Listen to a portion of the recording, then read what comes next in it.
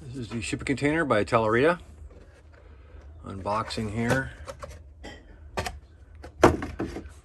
Has a rather large choice of decals. As you can see, I got a few of them already. Comes with instructions. It's very simple. There's only a few, few pieces. This is what they turn out. The inside of them are typically white.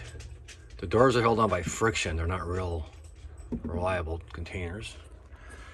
You got two choices of brands, China Shipping and P&O. I choose to make my own brand. You got the stickers on the side. One thing it doesn't include are the numbers on the top, as realistic containers have.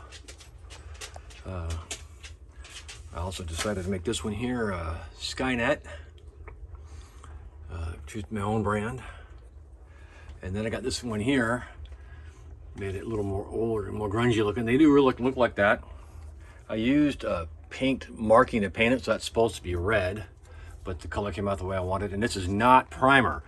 Paint won't stick to it, and stickers won't stick to it, so there's no decals on it. So, but with this set of decals you do have, you got two sets of numbers, one for each brand. So you got extra numbers if you want. That's why I put the number on the top. Having run containers before, they also put the numbers on the inside too, but all the decals are white and it wouldn't match. So here you go. Let's see if I can fix that. Anyway, there you go, shipping containers. The Italeri shipping container.